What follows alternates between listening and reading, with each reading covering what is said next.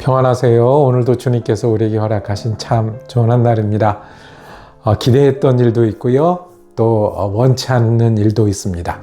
그러나 그 모든 일이 주님이 함께 하시면 믿음의 일이 되고 소망을 이루어가는 그런 일이 됩니다.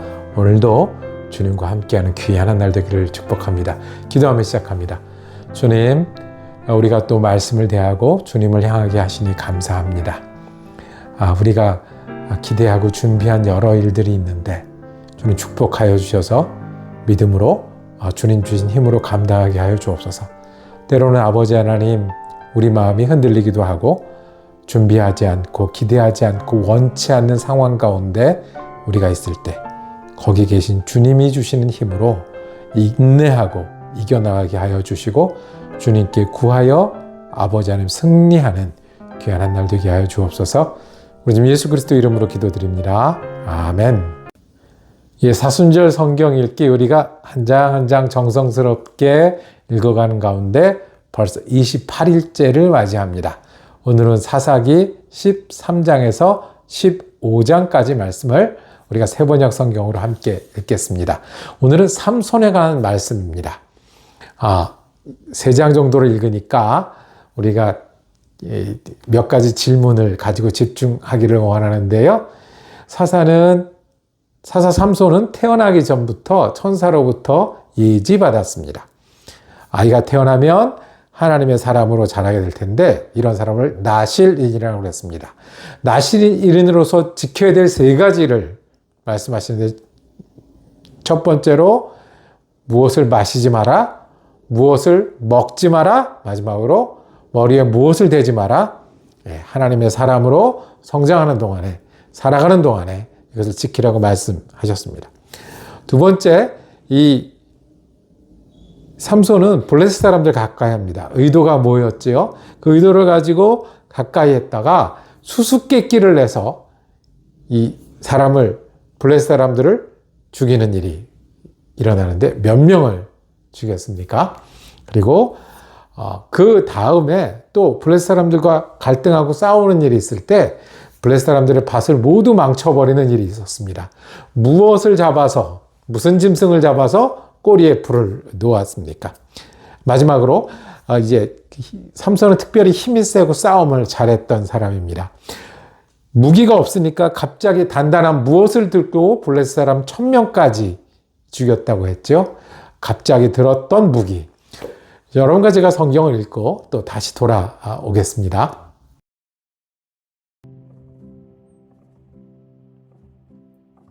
사사기 13장. 이스라엘 자손이 다시 주님께서 보시는 앞에서 악한 일을 저질렀다. 그래서 주님께서는 그들을 40년 동안 블레셋 사람들의 손에 넘겨주셨다. 그때 소라 땅의 단지파의 가족 가운데 마누아라는 사람이 있었는데 그의 아내는 임신할 수 없어서 자식을 낳지 못하였다. 주님의 천사가 그 여인에게 나타나 말하였다. 보아라, 네가 지금까지는 임신할 수 없어서 아이를 낳지 못하였으나 이제는 임신하여 아들을 낳게 될 것이다. 그러므로 이제부터 조심하여 포도주나 독한 술을 마시지 말아라. 부정한 것은 어떤 것도 먹어서는 안 된다. 네가 임신하여 아들을 낳을 것인데 그 아이의 머리에 면도칼을 대어서는 안 된다.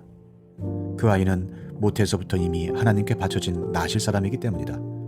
바로 그가 블레셋 사람의 손에서 이스라엘을 구하는 일을 시작할 것이다. 여인은 곧바로 남편에게 가서 말하였다. 하나님의 사람이 나에게 오셨는데 그분의 모습이 하나님의 천사의 모습과 같아서 너무나 두려웠습니다. 그래서 나는 그분이 어디서 오셨는지 감히 묻지도 못하였고 또 그분도 나에게 자기 이름을 일러주지 않았습니다. 그런데 그분이 내게 말하기를 내가 임신하여 아들을 낳을 것이니 이제부터 포도주와 독한 술을 마시지 말고 부정한 것은 어떤 것도 먹어서는 안 된다고 말했습니다. 그 아이는 모태에서부터 죽는 날까지 하나님께 바쳐진 나실 사람으로 살아야 하기 때문이라고 했습니다. 이 말을 듣고 마누아가 주님께 기도드렸다. 주님, 우리에게 보내셨던 하나님의 사람을 우리에게 다시 오게 하셔서 태어날 아이에게 어떻게 하여야 할지를 우리에게 가르치게 하여 주십시오. 주님께서 마누아의 기도를 들어주셔서 주님의 천사가 다시 여인에게 왔다. 그때 그 여인은 밭에 앉아 있었는데 남편 마누아는 아내와 함께 있지 않았다. 그래서 그 여인은 급히 달려가 남편에게 말하였다. 와보세요. 저번에 나에게 오셨던 그분이 지금 나타나셨어요. 마누아는 일어나 곧 아내를 따라가서 그 사람에게 이르렀다. 마누아가 그를 보고서 저번에 자기의 처에게 말하던 그분이냐고 물었다. 그가 그렇다고 대답하자 마누아는 그에게 지난번에 한 그 말이 이루어질 때에 그 아이가 지켜야 할 규칙은 무엇이며 또 그 아이가 할 일은 무엇이냐고 물었다. 주님의 천사가 마누아에게 일러주었다. 주님의 천사가 마누아의 아내에게 일러준 모든 것을 그 아이가 지켜야 하고, 마누아의 아내는 포도나무에서 나는 것은 어떤 것도 먹어서는 안 되고 포도주와 독한 술을 마시지 않아야 하며 부정한 것은 어떤 것도 먹어서는 안 되고, 주님의 천사가 마누아의 아내에게 명령한 모든 것을 마누아의 아내가 지켜야 한다고 말해주었다. 그러자 마누아가 주님의 천사에게 새끼 염소를 한 마리 잡아 대접할 터이니 잠시 기다려달라고 하였다. 그러나 주님의 천사는 마누아에게 기다리라면 기다릴 수는 있으나 음식은 먹지 않겠다고 하면서 마누아가 번제를 준비한다면 그것은 마땅히 주님께 드려야 할 것이라고 말하였다. 마누아는 그가 주님의 천사라는 것을 전혀 알지 못하였다. 그래서 마누아가 또 주님의 천사에게 이름만이라도 알려주면 말한 바가 이루어질 때에 그에게 그 영광을 돌리고 싶다고 하였다. 그러나 주님의 천사는 어찌하여 그렇게 자기의 이름을 묻느냐고 나무라면서 자기의 이름은 비밀이라고 하였다. 마누아는 새끼 염소 한 마리와 곡식 예물을 가져다가 바위 위에서 주님께 드렸다. 주님께서는 마누아와 그의 아내가 보고 있는 데서 신기한 일을 일으키셨다. 제단에서 불길이 하늘로 치솟자 주님의 천사가 제단의 불길을 타고 하늘로 올라갔다. 마누아와 그의 아내는 이것을 보고 얼굴을 땅에 대고 엎드렸다. 주님의 천사가 마누아와 그의 아내에게 다시 나타나지 않자 그제야 마누아는 비로소 그가 주님의 천사인 줄 알았다. 마누아는 아내에게 말하였다. 우리가 하나님을 보았으니 우리는 틀림없이 죽을 것이오. 그러자 그의 아내가 그에게 말하였다. 만일 주님께서 우리를 죽이려 하셨다면 우리의 손에서 번제물과 곡식예물을 받지 않으셨을 것이며 또 우리에게 이런 모든 일을 보이거나 이런 말씀을 하시지도 않으셨을 겁니다. 그 여인이 아들을 낳고서 이름을 삼손이라고 하였다. 그 아이는 주님께서 내리시는 복을 받으면서 잘 자랐다. 그가 소라와 에스돌 사이에 있는 마하네단에 있을 때에 주님의 영이 처음으로 그에게 내렸다. 사사기 14장. 삼손이 딥나로 내려갔다가 딥나에 있는 어떤 블레셋 처녀를 보았다. 그가 돌아와서 자기 부모에게 말하였다. 내가 딥나에 내려갔다가 블레셋 처녀를 하나 보았습니다. 장가 들고 싶습니다. 주선해 주십시오. 그러자 그의 아버지와 어머니가 그를 타일렀다. 네 친척이나 네 백성의 딸들 가운데는 여자가 없느냐? 왜 너는 할례도 받지 않는 블레셋 사람을 아내로 맞으려고 하느냐? 그래도 삼손은 자기 아버지에게 말하였다. 꼭 그 여자를 색시로 데려와 주십시오. 그 여자는 첫눈에 내 맘에 쏙 들었습니다. 그의 부모는 주님께서 블레셋 사람을 치실 계기를 삼으려고 이 일을 하시는 줄을 알지 못하였다. 그때 블레셋 사람이 이스라엘을 지배하고 있었다. 삼손이 부모와 함께 딥나로 내려가서 딥나에 있는 어떤 포도원에 이르렀다. 그런데 갑자기 어린 사자 한 마리가 으르렁거리며 그에게 달려들었다.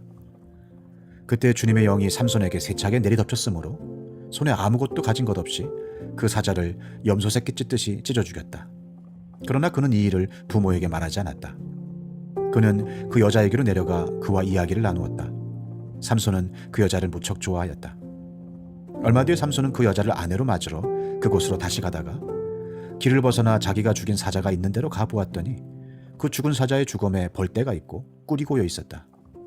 그는 손으로 꿀을 좀 떠다가 걸어가면서 먹고 부모에게도 가져다 주었으나 그 꿀이 사자의 주검에서 떠온 것이라고는 말하지 않았다. 그의 아버지는 사돈될 사람의 집으로 갔다. 삼손은 신랑들이 장가갈 때 하는 풍습을 따라서 거기에서 잔치를 베풀었다. 블레셋 사람들이 그를 보자 젊은이 30명을 데려다가 그와 한자리에 앉게 하였다. 그때 삼손이 그들에게 한 제안을 하였다.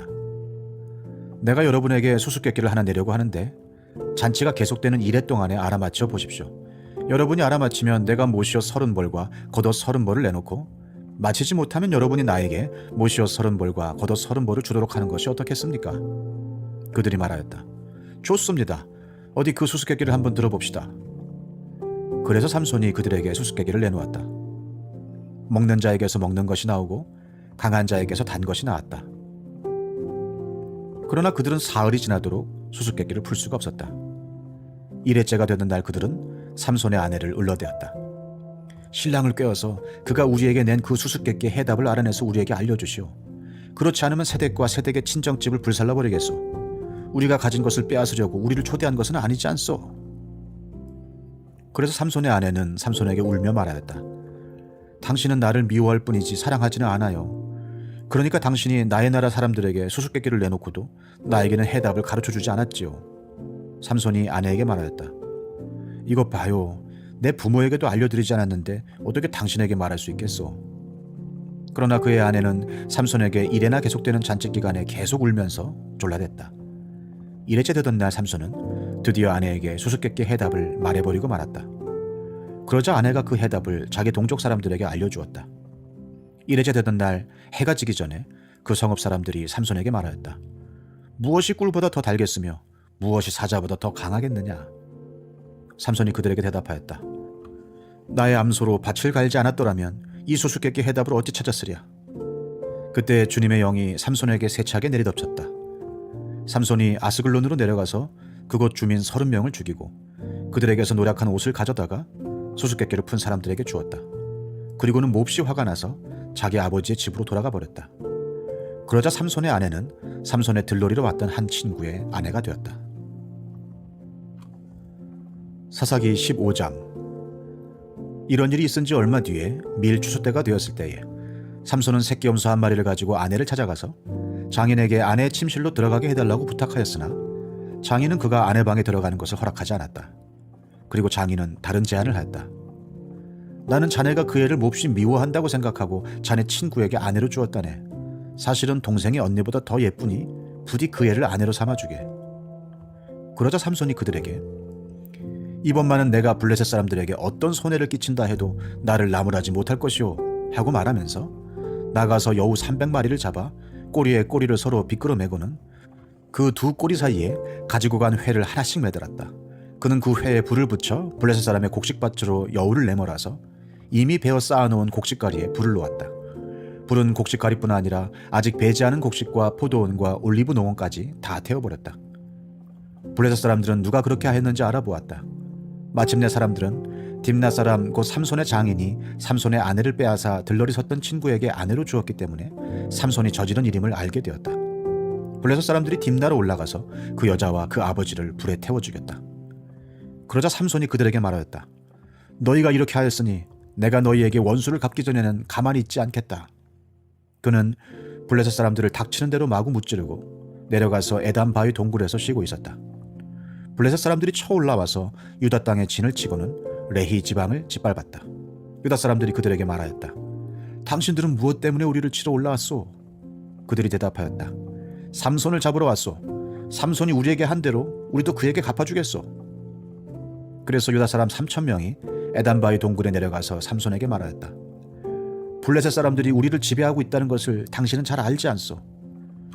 그런데 당신이 어찌하여 우리에게 이런 일이 미치게 하오? 삼손이 그들에게 대답하였다. 그들이 나에게 한 대로 나도 그들에게 갚아주었을 뿐이오. 그러자 그들이 삼손에게 말하였다. 우리는 당신을 묶어 블레셋 사람들에게 넘겨주려고 왔소. 삼손이 그들에게 말하였다. 그렇다면 나를 죽이지 않겠다고 맹세하시오. 그들은 삼손에게 다짐하였다. 결코 죽이지 않겠소. 우리는 당신을 묶어서 그들에게 넘겨만 주겠소. 결코 우리가 당신을 죽이지는 않겠소. 그리고 그들은 새 밧줄 2개로 그를 묶어서 바위 동굴에서 데리고 나왔다. 삼손이 레히에 이르자 블레셋 사람들이 마주 나오며 그에게 소리를 질렀다. 그때에 주님의 영이 그에게 세차게 내리니 그의 팔을 동여매었던 밧줄이 불에 탄 삼오라기 같이 되어서 팔에서 맥없이 끊어져 나갔다. 마침 삼손은 싱싱한 당나귀 턱뼈 하나가 있는 것을 보고 그것을 손에 집어들고 블레셋 사람을 1,000명이나 쳐 죽이고 나서 이렇게 외쳤다. 나귀 턱뼈 하나로 주검을 무더기로 쌓았다. 나귀 턱뼈 하나로 1,000명이나 쳐 죽였다. 이렇게 외치고 나서 삼손은 손에 든 턱뼈를 내던지고 그곳 이름을 라맛 레히라고 불렀다. 삼손은 목이 너무 말라서 주님께 부르짖었다. 주님께서 친히 이 크나큰 승리를 주님의 종의 손에 허락하셨습니다. 그런데 이제 제가 목이 타서 저 할례받지 못한 자들의 손에 붙잡혀 죽어야 하겠습니까? 하나님이 레히에 있는 한 우묵한 곳을 터지게 하시니 거기에서 물이 솟아나왔다.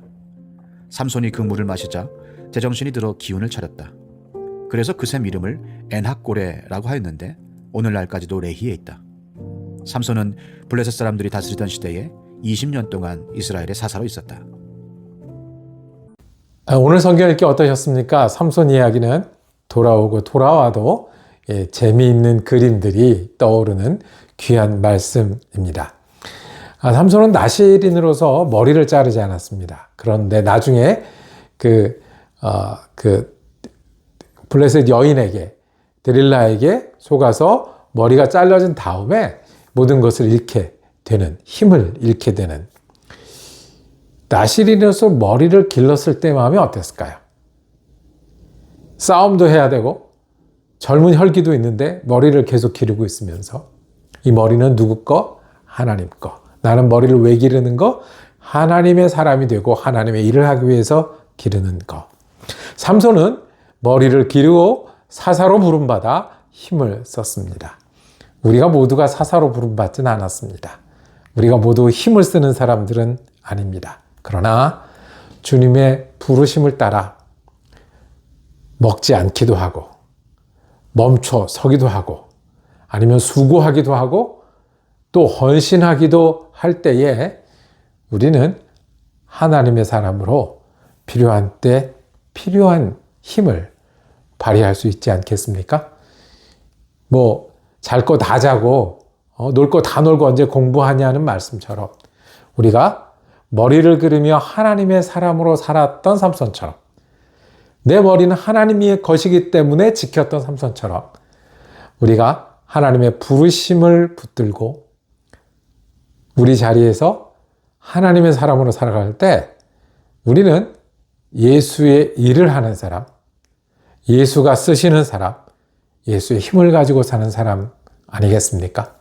저와 여러분이 삼손처럼 무기를 들고 사람을 죽이진 그런 사사는 아니지만 주님께 부름받은 주님의 사람으로 마음의 머리를 기르고 삶의 머리를 지키다가 주님의 일을 위해 헌신하기도 하고 주님의 큰 일을 위해서 사용되기도 하는 귀한 사람, 귀한 시간이 되기를 축복합니다.